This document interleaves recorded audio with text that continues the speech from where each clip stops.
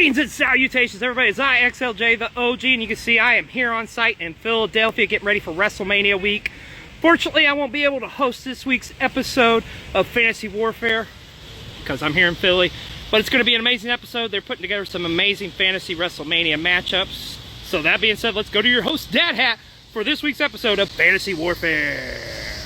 And thank you for that intro, XLJ. That's right. I am not normally the host here on Fantasy Warfare, but I appreciate you letting me take your seat. What am I doing at XLJ's house? Not really. That explains why it took you so long to get home. Yeah, right. But Fantasy Warfare, you guys are joining us for the first time, and we've got two contestants who have never been on Fantasy Warfare with us. Joining me today, I have got, and no, he's not frozen. That's just him. The best producer. He hates me complimenting him, but I'm going to always. Jay knows wrestling. Hey, buddy. You got to be unfrozen at some point. Oh. Are you in the closet? Are you okay? I'm always in the closet. Just don't tell my wife. It's like Norm MacDonald said, not gay, just deeply closeted. You got trapped in the closet? Sorry. It's not funny.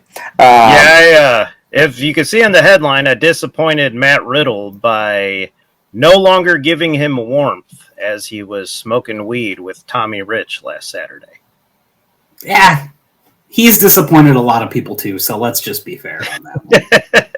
And then from On a Forklift podcast, from Monday Night Madness here on World Championship Wreckage, the Hoochie Daddy himself, Ethan. What's up, buddy? Howdy. Not too much. I'm happy my StreamYard's working again because it broke earlier tonight. I tried to stream my own podcast, and I had a black screen. So all you got was, for a very visual podcast, all you had was audio, and now I know what all of the Spotify listeners feel like. All 7 of them. Yeah, I've toyed with the idea of doing just audio, and it's just like somebody in another country would be like, I don't want to listen to this southern motherfucker. I don't want to listen to him. But for those of you, if you are joining us for Fantasy Warfare for the very first time, we're doing things a little bit different. Normally what we do is we pit company versus company, generations versus generations, and you build your ultimate card. For example, we've done things like GCW versus peak ECW. But from WrestleMania, what XLJ's been doing with his series has actually been making your own dream WrestleMania card, like saying and taking wrestlers from any generation as long as they've competed in a Mania, they are eligible. So, taking Steamboat and putting him up against Seth Rollins, Hulk Hogan versus Cena, just some things that have been thrown out. But we're going to do something a little bit different tonight. Tonight, what Ethan and Jay are going to do, they are actually going to they each picked 8 matches. We're building their Ultimate WrestleMania card, but from matches that have already happened at WrestleMania. So anyone from Mania 1 to Mania 39, 8 matches, 2 of which can be gimmick matches, at least 1 traditional tag, and at least 1 women's match.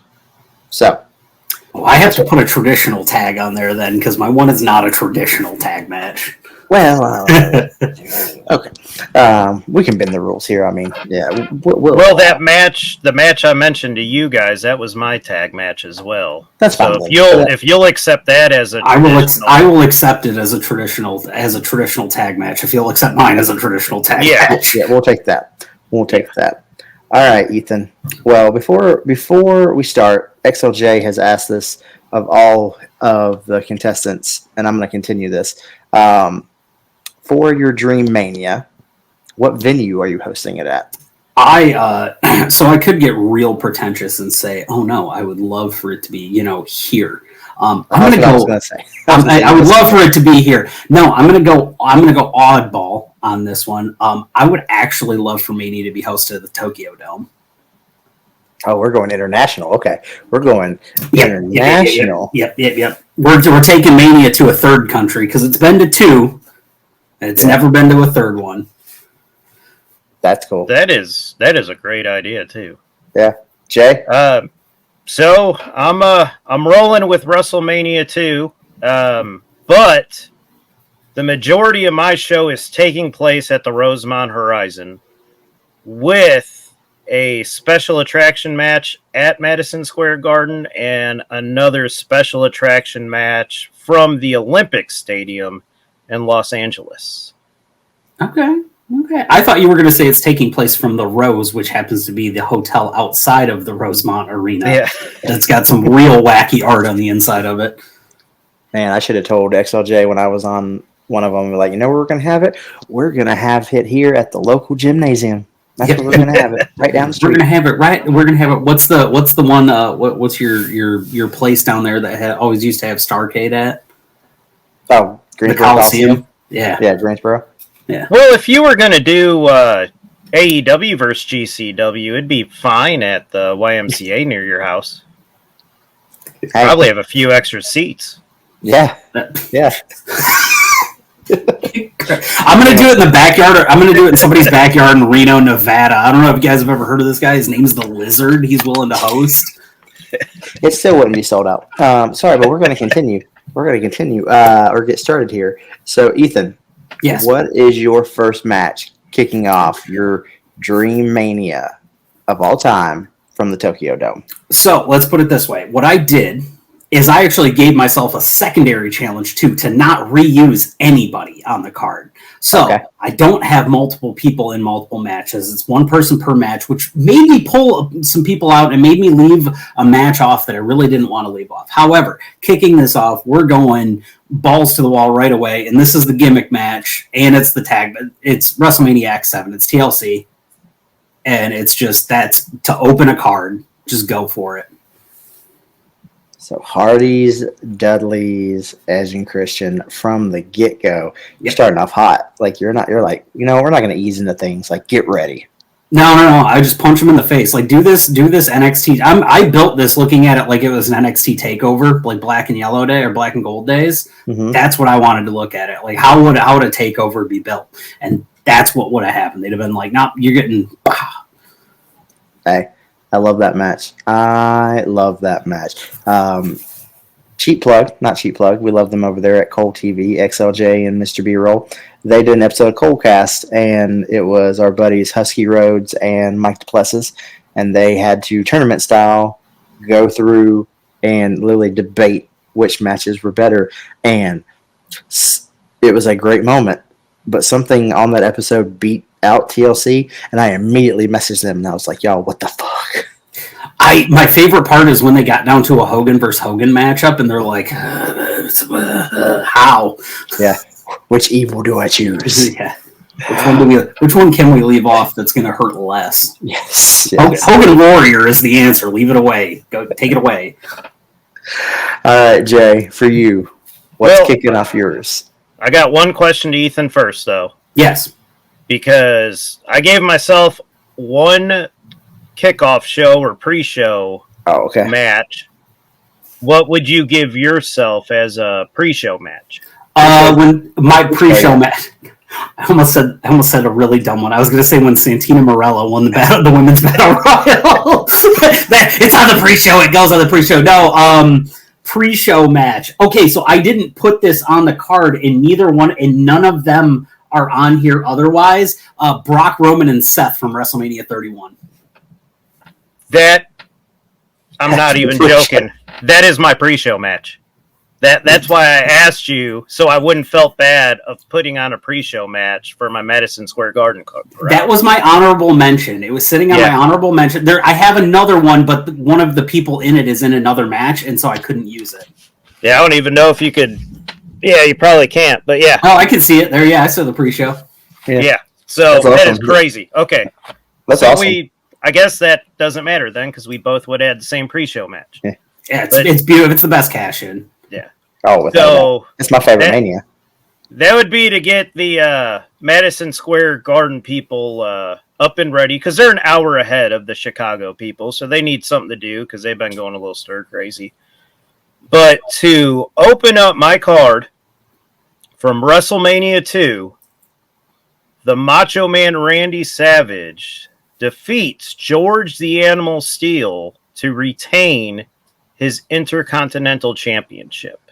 the best Intercontinental Championship match at a WrestleMania up until the ladder match at 10, I think. Yeah, the ladder match was at 10, wasn't it? You're leaving out. So, yes. You're leaving out Steamboat and Savage. Mr. I only win by roll up Steamboat. Yes, I'll leave him out. Oh my gosh, you're gonna. I mean, I know you. Not that you care, but oh my gosh, the IWC is gonna set you on fire on here.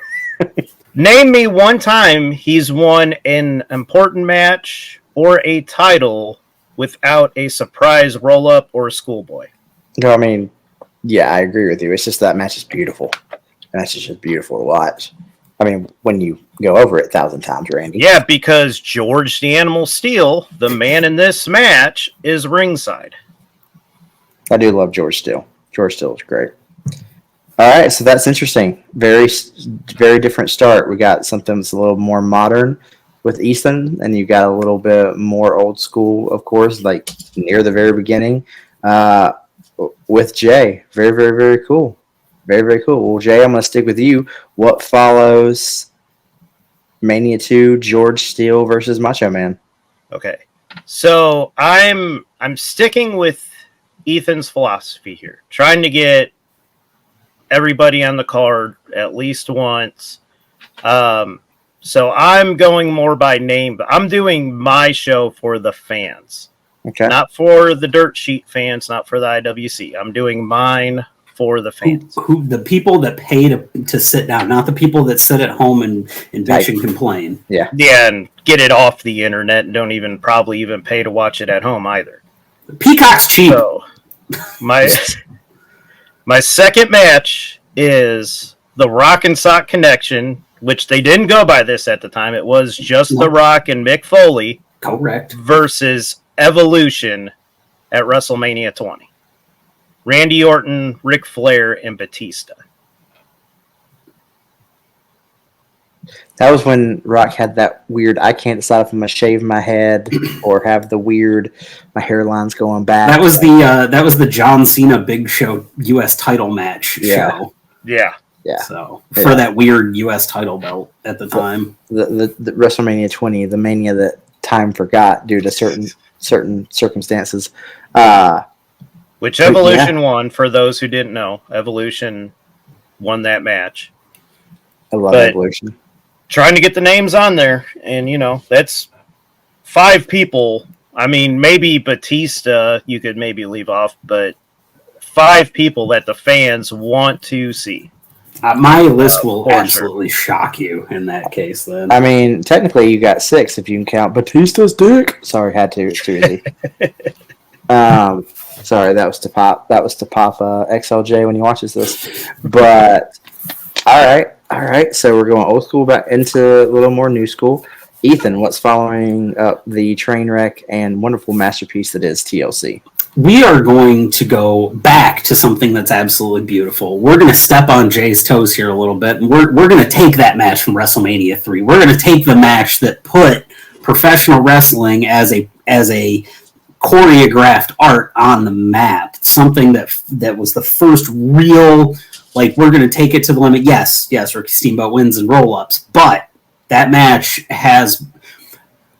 up until a match that I couldn't include on this card, to me was my favorite match, and that was until Sasha and Bayley at Brooklyn, which obviously was a takeover. That match was that. So I'm going to slow it down from the absolute monstrosity that TLC was and take it to Savage Steamboat, which is not a slow match, but very much a change of pace from the cacophony of chaos that was the TLC. At first, I thought you were going to say Big John or King Kong Bundy and the Minis versus Hillbilly Jim and the Minis when you said the great match from WrestleMania 3.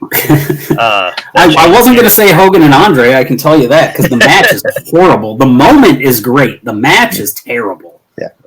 There's 2 matches that I fully anticipated being on Jay's card. The one you just mentioned was one. The other one, if it's not on here, I'm not going to lie, Jay, I'm going to be a little disappointed. If you did not put the gimmick Battle Royal from WrestleMania 17 on your card. Oh, no, because I found something. So, at the end of mine, you'll understand how I booked it. That's why I had to leave that off. Okay. All I'm right. telling. I'm also telling a story with my WrestleMania because not only am I pleasing the fans, but I want to make it look like Tony Khan was able to resurrect whoever he wanted to and put a Mania together. Okay. You would have to have people to buy tickets for that. Sorry. Not sorry. That's why I have all these names on the card. Yeah. All right, Ethan. All right, so we go old school or new school, old school, very different change of pace. What follows up? We're going very new school. Last 5 years new school with the next match. Okay. And this is a twist into chaos as well. Not your traditional fun match. This is a gimmick match. This is what I would consider my second gimmick match because I don't believe any of the rest of them qualify as a gimmick match. It's going to be Johnny Knoxville versus Sami Zayn. Oh, yes. In what is deemed myself and my compatriot over on a forklift, Clint, we absolutely love this match. That is his second favorite match of all time, behind Shane McMahon and Kurt Angle at King of the Ring. Good match. It's just so you go from this insanity. You bring it down with the Steamboat Savage, and then you just pick the crowd up. They don't need to pay. It's not like there's not a heavy heart in the building. There's not an emotional connection to this match. It's just silliness, but it's very well executed silliness, and you get that celebrity aspect that WrestleMania always likes to work into everything. Mm-hmm. Is there anybody that dislikes that match? If you do, go watch it again and then try to give me a good reason why you dislike it, other than, oh, it's WrestleMania and they didn't wrestle. I've never met or talked to anybody that hates that match. So if you're our age and you grew up and you didn't like Jackass, there's something wrong with you. Like more than's wrong with us that did like it. So yeah. Well, that's a good one. I do like that one. I like the flow of your card so far. All right, Jay. What's following up Rock and Sock Connection versus Evolution? Okay, so we need to put the tag team titles on the line, and possibly one of the best tag teams ever retain their titles by defeating the Hardy Boys, the Dudley Boys, and the APA. I'm talking Billy and Chuck retained their tag team titles at WrestleMania 18 in a chaotic but true tag team title match to keep those belts around the true tag team champions when the WWE was at its absolute peak. I forgot about that match, actually. I totally forgot about that match.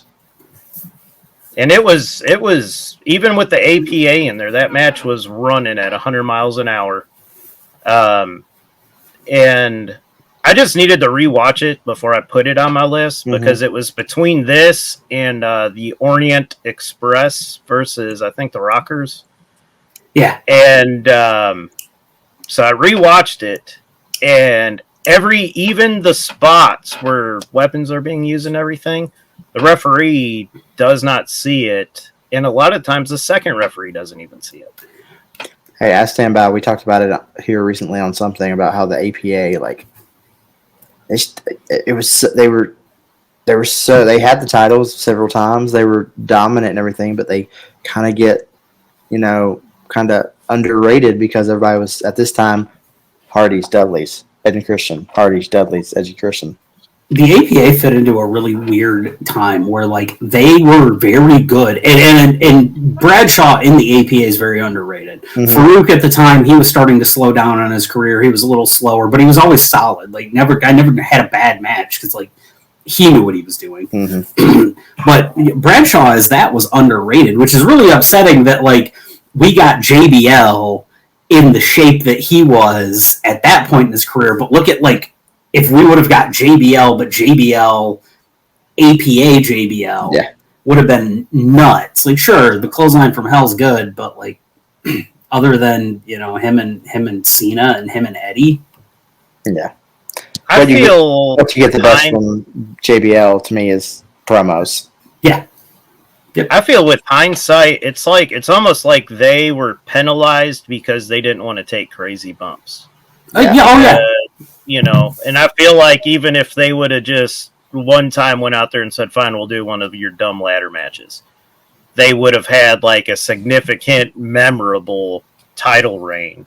They were 5 years too late, 5 years too early to fit into everything. When they got dropped right into the middle of the Attitude Era, if it had been those two at that age and in that quality, and it was 93, 94, perfect.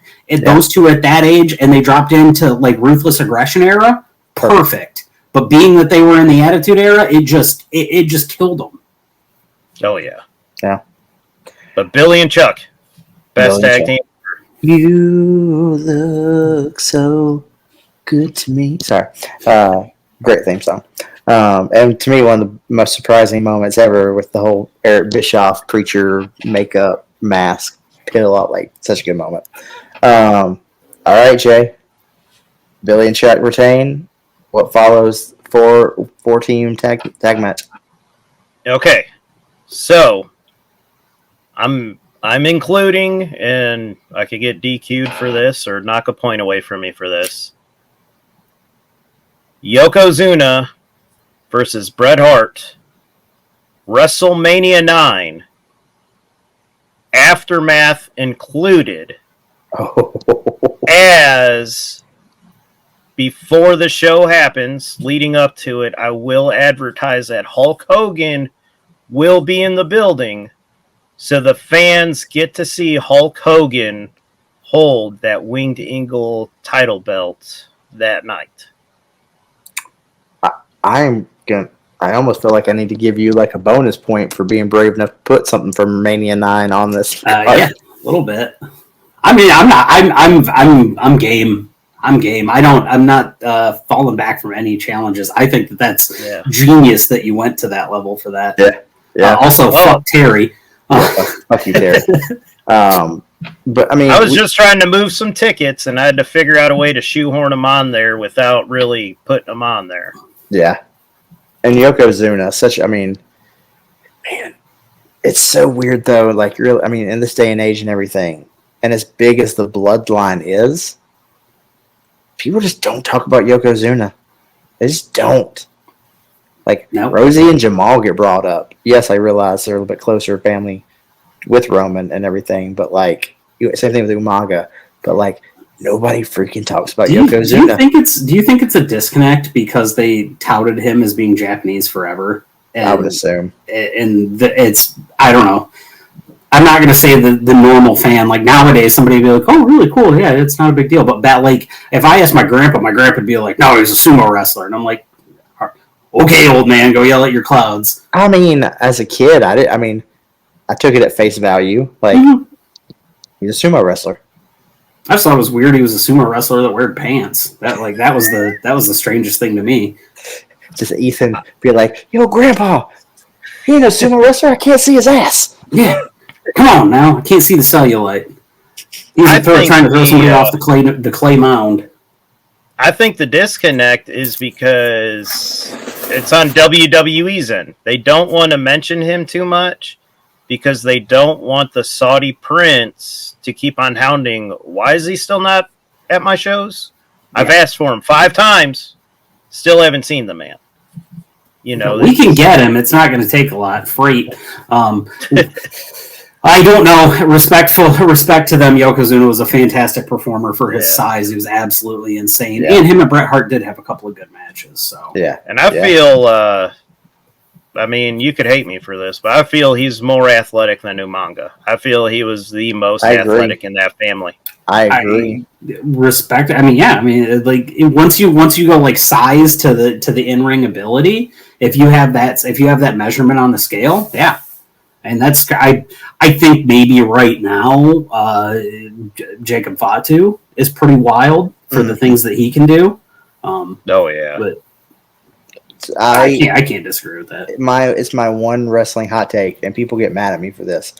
I never bought into. I never got into Umaga. Like, I thought and I say this with Solo too. I hate the stupid Samoan spike. Like, I mean, yeah, if you're doing it right to a windpipe, yeah. But I don't know. I would like something different for Umaga for finish. I would have liked something different for Solo. And it was just like, I don't know. I just didn't get into it. Umaga was never. It took Jacob Fatu for me to get into Umaga.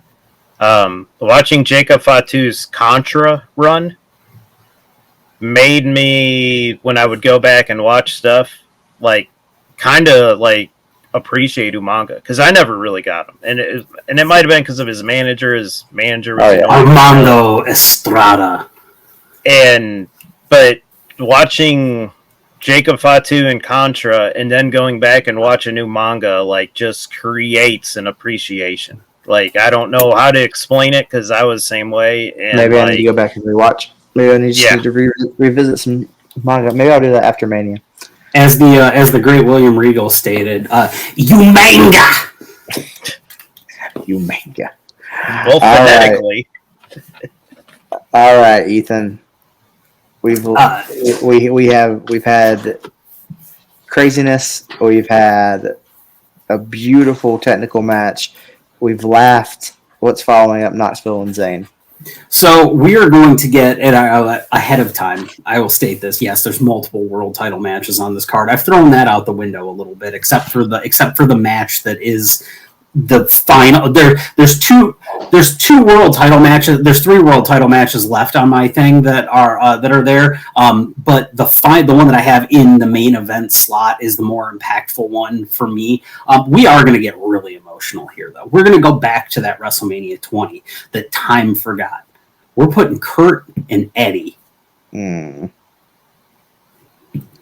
and Eddie is on here, and because I was not going to go, I refused to have this list without an Eddie Guerrero match on it. I absolutely refused to have it, and that's the only one that I could find to put on here and really be able to justify it, along with Kurt. You know how hard it was to not put Kurt Angle and Brock Lesnar on here? Yeah. It was so hard. I know it got mentioned on the Colecast episode that it probably would get a lot more praise if it didn't have the botch spot. It would. That's the thing, is the whole match is great, and everybody just remembers the bad shooting star press that he had hit multiple times before that, too. Yeah. So. At longer distances, too. That's the weird thing. It's easier to hit farther out. Yeah. And he's a big man. I mean, that's a lot of space his body covers. Like, oh, yeah. Such a good one. Yeah, I mean, and you get a victory that is classic Eddie Guerrero, lie, cheat, and steal.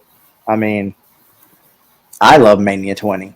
Like, I think that's one reason why, I mean, I'm really buying into, with 40, like, they're counting in this. It feels like it's going to be big. And every time we've had a 10-year, it feels like it's going to be massive. So, yeah, 20 was great, 30 was great.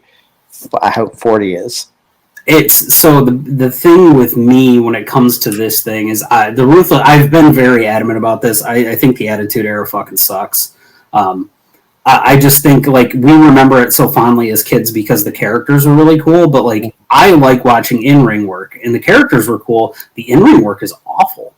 And I was probably just slightly too old. I watched a lot of WCW as a kid, so a lot of cruiserweights, a lot of stuff like that, and that in-ring work was great. There other people were not, other than Sting and DDP, really.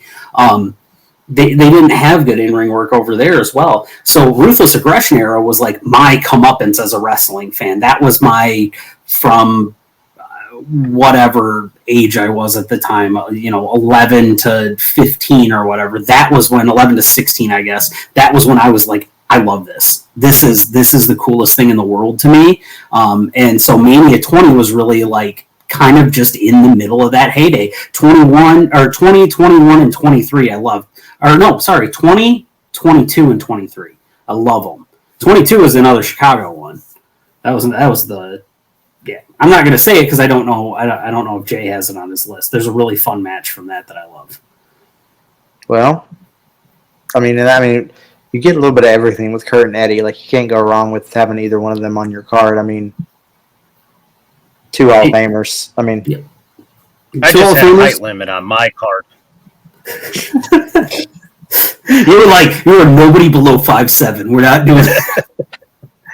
All right, Ethan. Well, what's going to follow Kurt and Eddie? So we're going to take on. We have to do a women's match here, and the perfect women's match, because I feel like I wanted to put this later in the card, but I feel like the next 3 matches are just classic, impactful matches that I cannot get away from.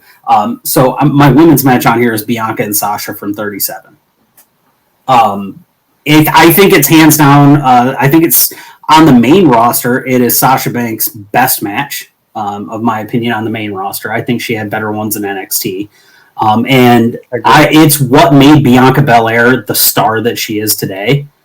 And I think she's hands down one of the probably the best women's wrestler they have. And I know I'm going to get flack for that because Rhea's on the card. I just think she's a better wrestler than Rhea. I think Rhea is phenomenal. But Bianca is just, you can market her to anybody. Yeah. I kind of feel John, our good friend Selfbet from the Wolfpack podcast, and Boyfriend Time. We lost. No, I'm here. Okay. I'm fixing my camera. He's adjusting. Well, it works with what I'm saying. I can't see you.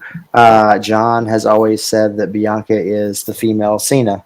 Like I feel like that's really they're really going. I can that see route it in the with next couple of years. Yeah, and she's doing a great job. I mean, this upcoming Mania, she's in the John Cena spot. They threw her with 2 people that one's coming back and really hasn't done anything since the Rumble, needs the boost, and then the other one is fresh baby face right to the top with a rocket already on her. Yeah, and who better to put her out there with than the person who's going to protect her the most? Yeah, and she's the only female in the company I feel that could pull it off. Yeah. Oh yeah. I like it. That's a good choice. It's a newer one. Because I believe it's the newest one on my car. Was Knoxville Insane at that, or was that at 38? That was at the Mania before last. So yeah, 38. 38. Okay, so that was the newest one on the card. Then the Sasha Bianca was at 37. So that's the thing. Me and Husky were on the very first one of XLJ's Mania Fantasy Warfare, and figuring out a woman's match and everything. It's hard because you don't got a lot to choose from. I was very close to selecting Wendy Richter and Lilani Kai. What did you say, Jay? It's super easy. Super easy. The Battle Royal with Santina Marella? No, because the only reason why I didn't pick that is because there was a man in it. Yep. And I was told it needed to be a woman's match. I was very close to picking the first women's match, because of the impact that it had. So the Wendy Richter Lilani Kai match was very close to being the choice here over the triple threat. Yeah. So it's my turn now, right? It's your time. Yeah. Yes. So Ethan, you have your women's match at the correct point of your WrestleMania. The thing is, you are not invoking the spirit of WrestleMania, which is, if a women's match is not going to be the main event, it is the piss break match. And after the chaos that just went down with Brett and Yoko and Hogan swooping in to get the title, the fans need a break to wrap their heads around what just happened, to relieve themselves a little bit. So I have Tori Wilson versus Candice Michelle at WrestleMania 22 in a Playboy pillow fight match. Yep, I remember that match. Yes. Yeah, I remember that match. I was 15. Oh my god! I was 15. Yeah, I remember that match. I can't believe that's what was put on there. I understand the Ethan, why is your door locked? I was in the basement. The basement only had those my grandpa had saloon doors on the basement, and I used to watch all of the stuff at his house. So you would and those things, if you went through them quick enough, you could be like a sheriff. They were. I remember those. Yeah. Well, you kicked them open too hard. There was a picture on the right. Kicked them open too hard. There was a picture on the right, and it would swing, and it would catch on the picture on the right one, and the left one would come back and smack you before you got through it. I don't know why they love them damn things. I remember those. I remember living in a house with those. Oh, Jay. I mean, It's a WrestleMania, and I wasn't going to put the women as my main event. What else was I to do? I mean, for majority of WrestleMania history, you're not wrong. You're not incorrect. I mean, what, till the last 5 years? 5 years, I think, up until 4 or 5 years ago. Yeah. And 32, actually. It's been 8 years. Yeah, since the triple threat. The triple threat was at 32. Mm-hmm. Wow. Okay. Almost a decade. That feels. Yeah. And the reason why I chose that match was because I just wanted to award the people that decided to stay in their seats after the chaotic end to the Hogan Yokozuna match. So, you know what though? If we're looking at this in a time capsule, he's not wrong. It's a great reward. yeah. I'm telling you. You had to deal with Terry Bollea. Here you go. A Playboy pillow fight. Yes. Yeah.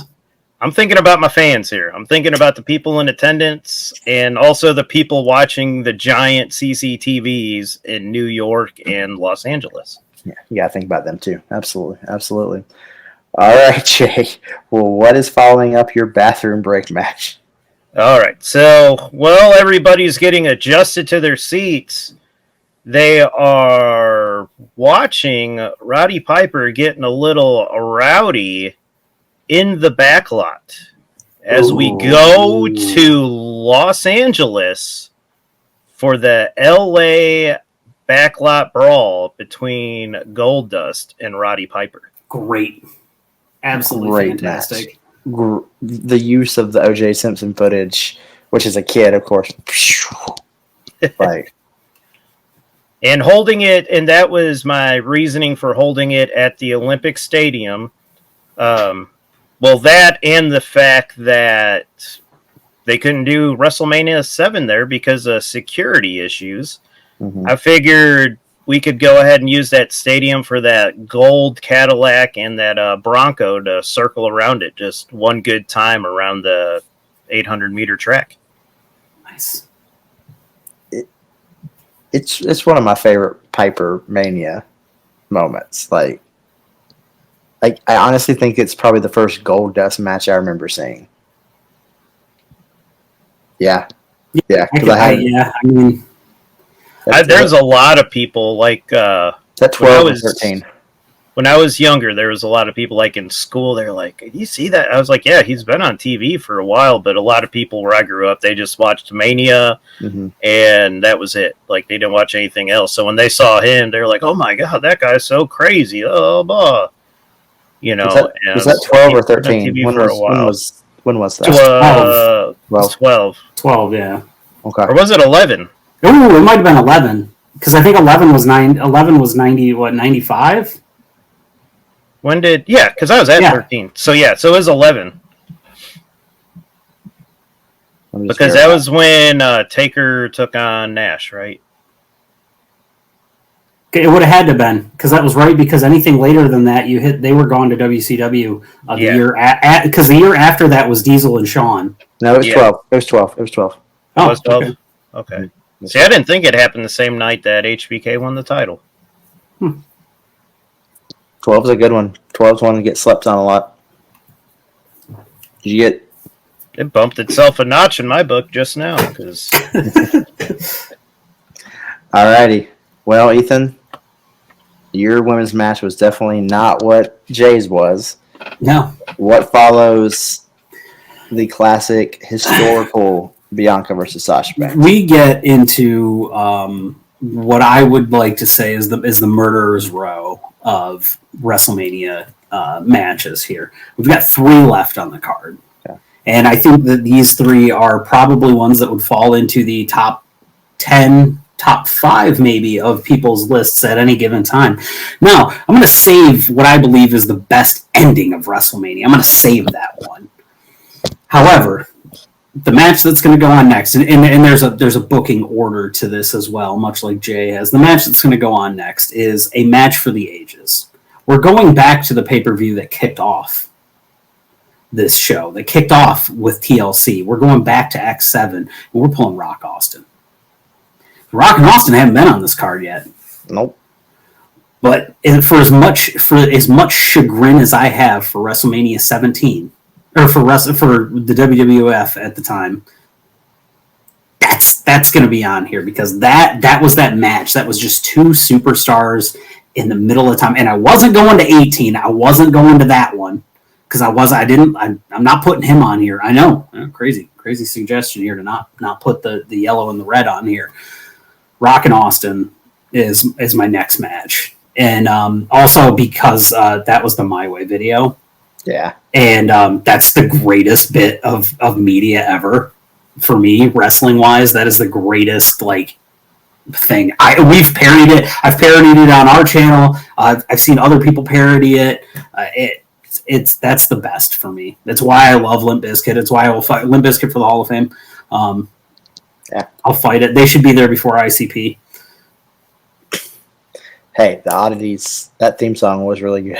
Well, I mean, Juggalo Championship Wrestling is a thing, and they have done a lot for it. They even had their own video game, which Limp Bizkit has not. However, they made the My Way video, so they just shoot a little extra notch. Yeah. I've gone on record of saying this, and I'll say it again here. I like Rock and Austin. I just was always more of a Rock Hunter fan. I like their feud more. So for me, that there's three main events, Rock and Austin, I don't hate them. They're good matches. And I like the storytelling between Austin and Rock. I don't know. I just always been more of a shockingly, this is the only one I actually like. I don't like the others. This is the only one. And I think it's just the build-up and everything. And I remember sitting there as a kid, and it's the box is on channel 16, and we're just hoping to God that the little cheater card's still working, and it was back up when you had the little rubber buttons on the box, and you're like, okay, we got to get ready. And my grandpa, bless his heart, he's always fiddling with the fucking VCR player because he's like, I got to put this in, I got to record it. And he's like, I'm never going to be able to see it again, which is shit that happened back in the day. That's why I have WrestleManias 1 through 22 on VHS somewhere, and so we're fiddling that with that, and all he gets it, hits play, the title screen comes up, the FBI warning hits, and the fucking My Way video hits, and I'm like, let's go. I just, as a kid, I'm like, I'm juiced, let's do this. It is what many consider one of the greatest WrestleMania, and that is the main event. Plus, again, you can't. The My Way. Also, this was the last WrestleMania before the influx of the WCW wrestlers as well. This is the last. This is this is the last thing of a dying breed. This was the last WWF WrestleMania before everything just came together. Yep. Because some WCW people were sitting up in the skyboxes. Yep. Interesting. All right. Well. That's a good one. So we're still on Murderer's Row here. What's following Rock and Austin? Following Rock and Austin. The penultimate match on my card is your semi-main. Yeah. This is the semi-main. This is what some people have called also one of the greatest matches of all time. It's Taker Shawn at 25. At the 25th anniversary. It's the first one. It's the one that should have main evented, and it didn't. That it's the one that made the main event have to go, what do we do? Because how do we touch that? But in my opinion, and I think that's the perfect one to do it because it forces the main event to be that much better. And my main event might not be a better match, but gosh darn it, it is more emotionally charged. Which I can't even believe to say that because Taker Shawn was from the contrast of Shawn in the all white, Taker in the Taker gear. This is the first one. First one. Yeah, the first one. Yeah. Okay. It was the heaven versus hell, the good versus evil, which is kind of funny knowing Shawn's backstory, but yeah. All right, that's a good one. That's a good semi-main. I'm intrigued to hear what Jay has because I love how he's been building this card. Yeah, me too. All right, Jay, this is your semi-main. This is okay. So I was hoping he put his Undertaker match in before mine, because you picking just one of the Undertaker HBK matches has now made me change my semi-main and main event. Also, Triple H and Austin not on this card because I'm trying to sell tickets. I'm trying to draw as much money as possible. So I don't need those guys on this card. So, in Madison Square Garden, their special featured match, mind you, they did have the pre-show match. Undertaker, Hell in the Cell. Oh my God. Big Boss Man. Oh my God. WrestleMania 15. Cammy can't really fault you for it at all. Now, as the fans reject this shit show of a match, wondering where we're going with this Mania, The Undertaker, to give me a sacrificial lamb, decides to hang the Big Boss Man in front of the crowd to get these people to shut up.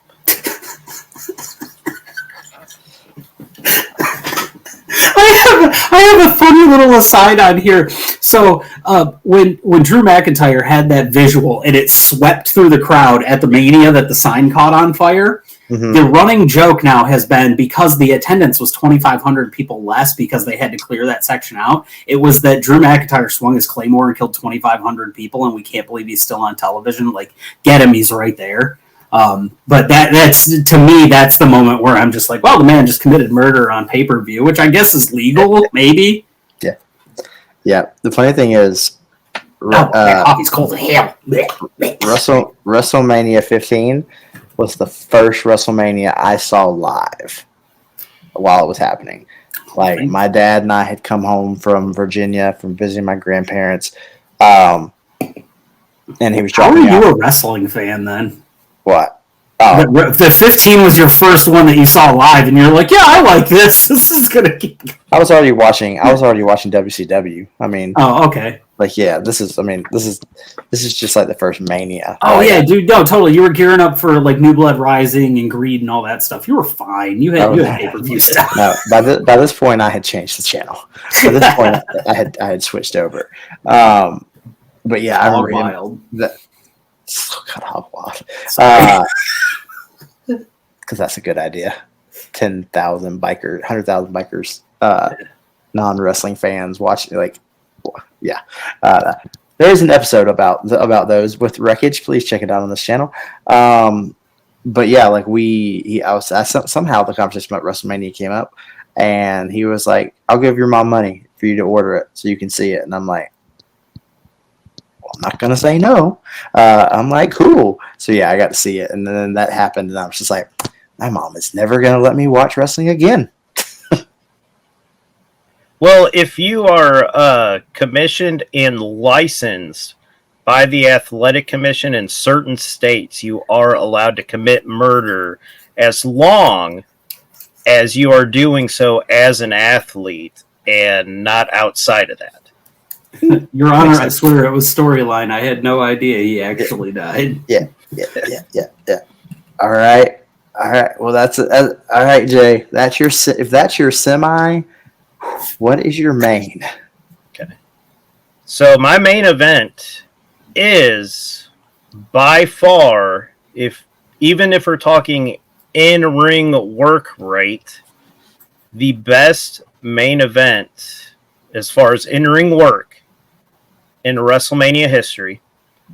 And no, it's not Booker T versus Triple H. Should have won.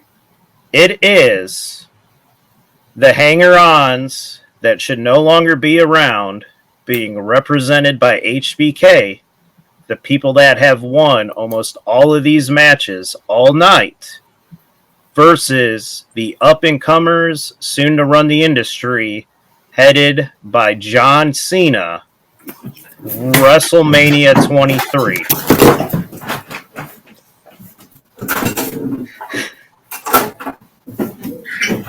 What is happening?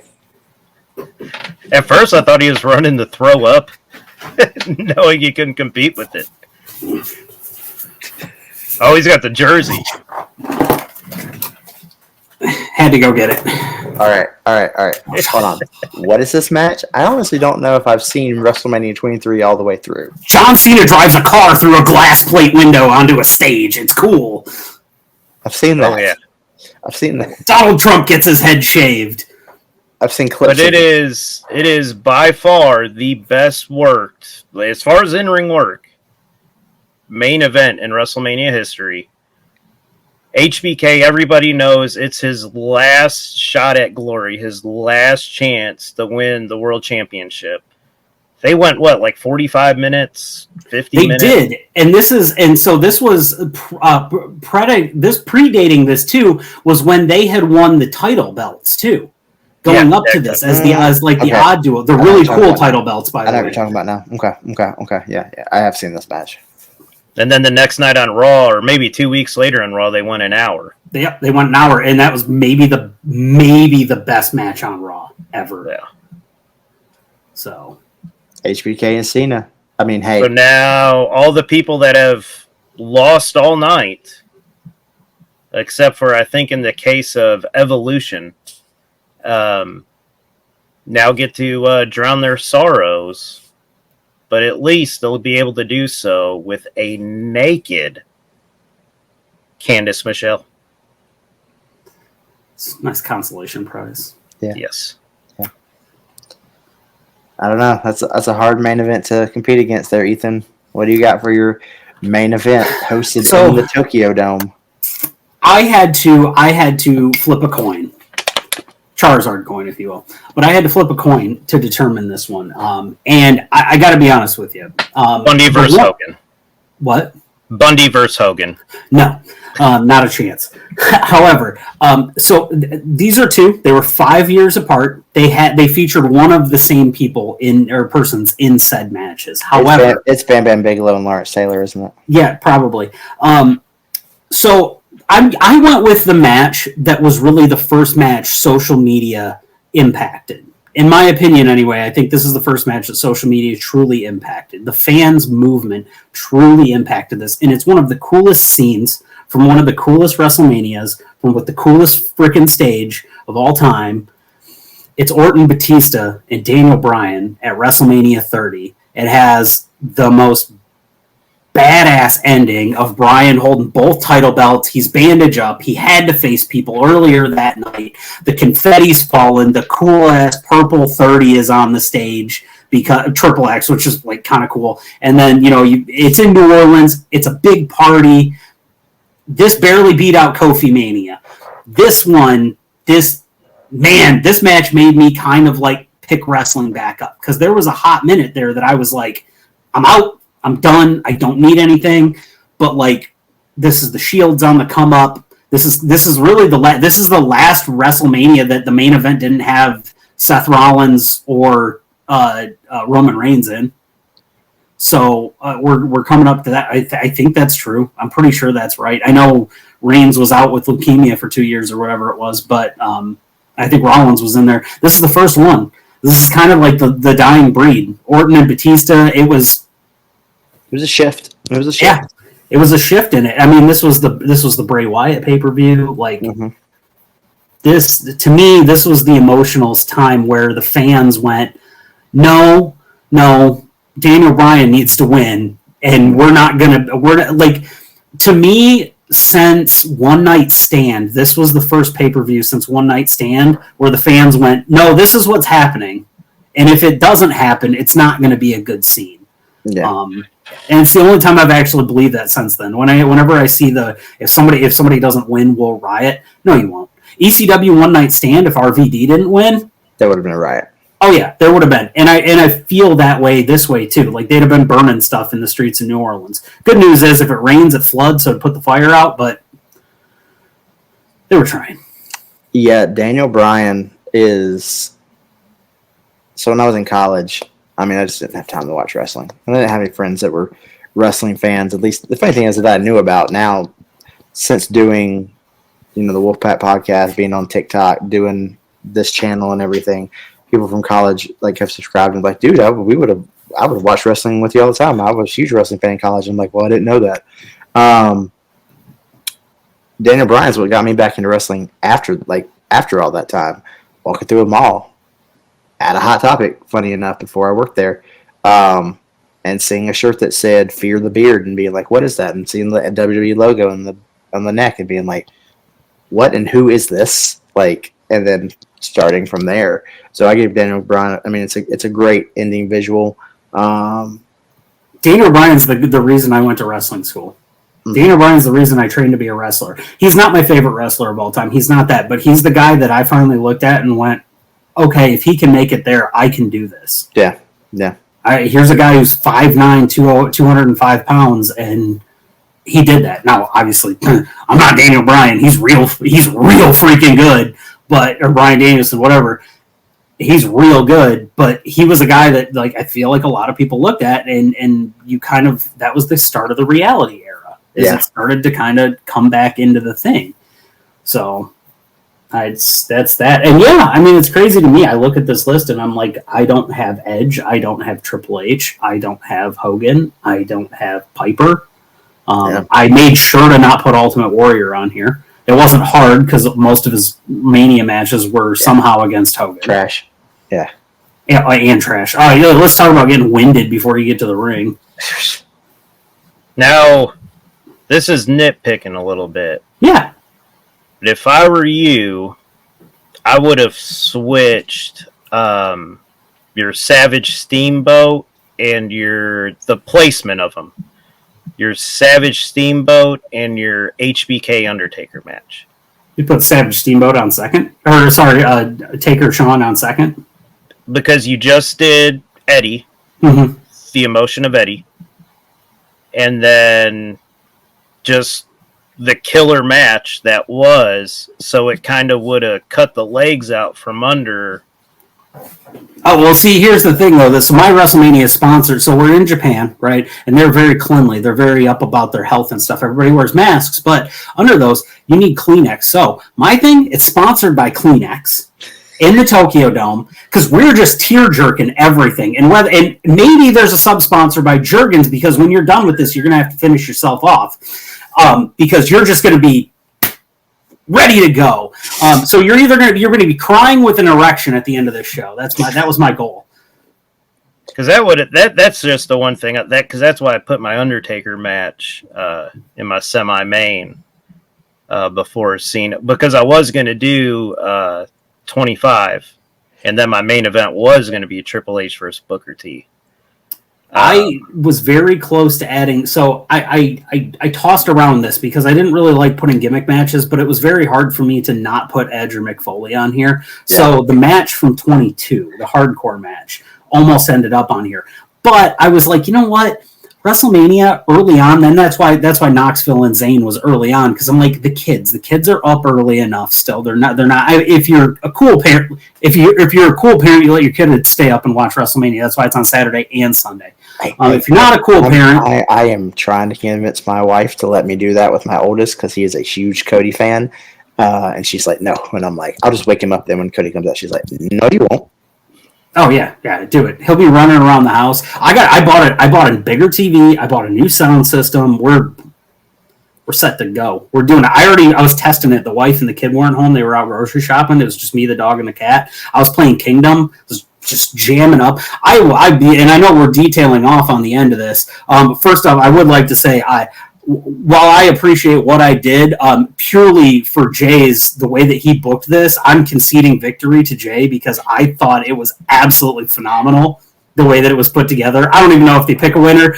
You're a winner in my book. XLJ normally picks, and I was going to say, I love all your matches, Ethan, but kind of got to give it to Jay. Oh no, yeah, I'm conceding victory. We don't even have to go to a decision on this one.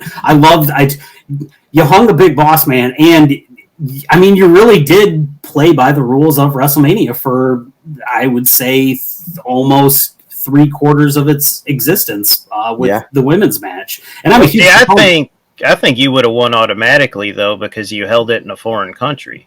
So I think that would have automatically, because the crowd would have been, I know it's a Japanese crowd, but it would have just, every match would have went up from what we remember the matches as. They all would have been bumped up probably 2 or 3 points.